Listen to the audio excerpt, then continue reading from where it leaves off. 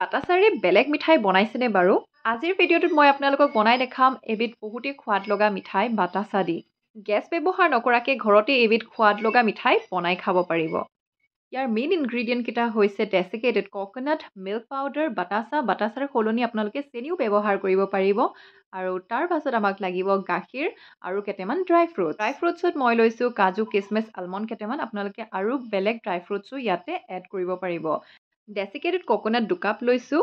বাটাচাখিনিও লৈছোঁ। বাটাচা নিদি যদি চেনি দিয়ে তেনেহ'লে 1 কাপ চেনি দি দিব। যিটো কাপেৰে ডেচিকেটেড ককোনাট লয় সেইটো কাপেৰে চেনিও জুখি ল'ব। এইখিনিতে মিক্সাৰ গ্ৰাইণ্ডাৰত মই পিচি ল'লোঁ। ইমানো স্মুথ পাউডাৰ কৰি লোৱা নাই, জাষ্ট মিক্স কৰি লৈছোঁ যাতে অকণমান মিহি হৈ থাকে আৰু অকণমান ৰাফ হৈ থাকে, সেইটো টেক্সচাৰত মই বনাই লৈছোঁ। কাঁহীত লোৱাৰ পাছত অকণমান হাতেদিও মিহি কৰি ল'লোঁ। আৰু তাৰপিছত এতিয়া এড কৰিম milk powder. Milk powder 1 cup লৈছোঁ।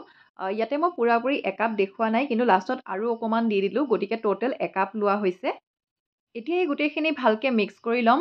ডেচিকেটেড ককোনাট, বাটাচা মানে চেনিখিনি আৰু মিল্ক পাউডাৰখিনি যাতে গোটেইখিনি কম্বাইন হৈ যায় তেনেকৈ মিক্স কৰি ল'লোঁ।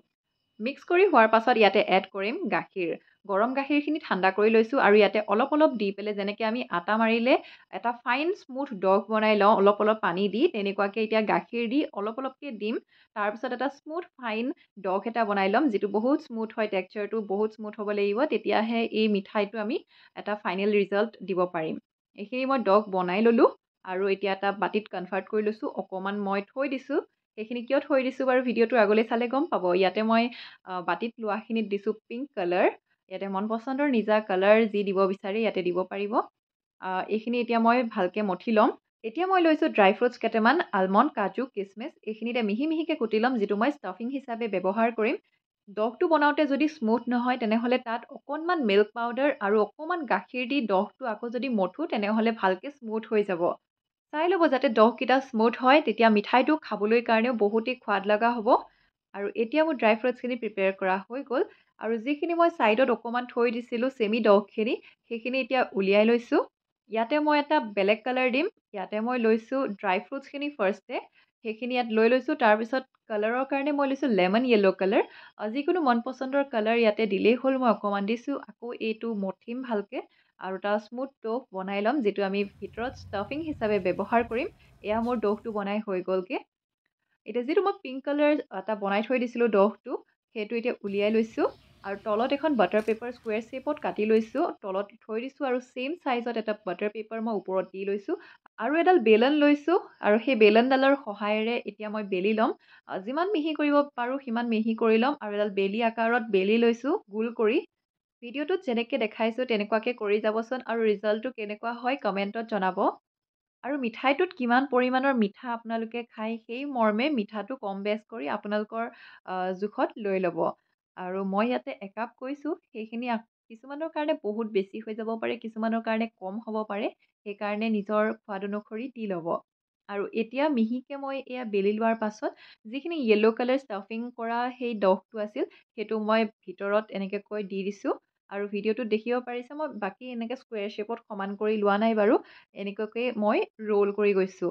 বাটাৰ পেপাৰখন অকণমান দি দিছোঁ আৰু এনেকুৱাকৈ অলপমান শ্বেপটো কৰি লৈছোঁ। তাৰপিছত আকৌ এনেকুৱাকৈ গোল কৰি যাইছোঁ। ভিডিঅ'টোত যেনেকুৱাকৈ দেখিছে ঠিক তেনেকৈ কৰি যাব। ইমানো টান নহয় বাৰু, বাট ইমান সহজো নহয় বাৰু। প্ৰেক্টিচ কৰি চাবচোন। ময়ো এইটো ফাৰ্ষ্ট টাইম বনাইছোঁ, ভাবি আছিলোঁ এনেকুৱা এটা মিঠাই বনাম বুলি, যিহেতু বাটাচাখিনিও আছিল আৰু ধনতেৰাছত আনিছিলোঁ বাটাচাখিনি। তাৰে কেইপিচমান ঘৰৰ মানুহে খালে বাৰু, বাকী এইখিনি বহুত দিন ধৰি পৰি আছে। তাকে ভাবিলোঁ এটা মিঠায়ে বনাই দিব পাৰিম। আৰু তেতিয়াই মোৰ মনলৈ আহিলে যে মই এইটো মিঠায়ে বনাব পাৰিম। সেইকাৰণে ভাবিলোঁ ভিডিঅ' এটা কৰি মোৰ ভিউৱাৰ্ছসকলৰ মাজত শ্বেয়াৰ কৰোঁ। এতিয়া হাতেদিয়ে মই শ্বেপ এটা দি দিছোঁ ৰেক্টেংগল শ্বেপত।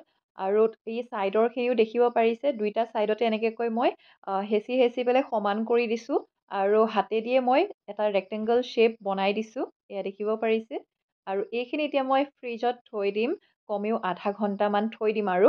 ফ্ৰিজত থৈ দিলে বস্তুটো ছেট হৈ যায় আৰু বহুতেই ধুনীয়া হয় খাবলৈ।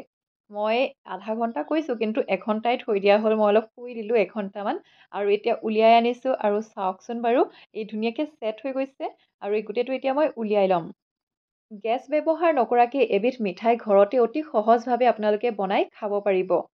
যিকেইটা ইনগ্ৰিডিয়েণ্টৰ নাম ক'লোঁ সেই গোটেইকেইটা ইনগ্ৰিডিয়েণ্টে মেইন ইনগ্ৰিডিয়েণ্ট হয়, যেনে ডেচিকেটেড ককোনাট মিল্ক পাউডাৰ, চেনি অবিহনেতো মিঠাই কমপ্লিটেই নহয়, চেনি লাগিবই, আৰু ড্ৰাই ফ্ৰুটছ কেইটামান, সেইটো অপচনেলো হয়, দুটামান যি এভেইলেবল থাকে সেইকেইটা দিও এই মিঠাইটো আপোনালোকে ঘৰতে বনাব পাৰিব। আৰু ফুড কালাৰটো দিলে বেছি ভাল হয়, বেছি এট্ৰেক্টিভ হয় মিঠাইটো। সৰু পোৱালি যদি ঘৰত থাকে এনেকুৱা মিঠাই দেখিলে নোখোৱাকৈ থাকিব নোৱাৰিব। সৰু ল'ৰা ছোৱালীটো বাদেই দিয়ক, ডাঙৰৰ পৰা বয়সস্থ মানুহলৈকে সকলোৱে এই মিঠাইটো খাই ভাল পাব। আৰু ছফ্টো হয় এই মিঠাইটো, বেছি হাৰ্ড নহয়, আৰু মিঠাটোও বহুত নিয়মীয়া হয়। এই মিঠাইবিধ মোৰ ঘৰত সকলোৱে খাই ভাল পালে।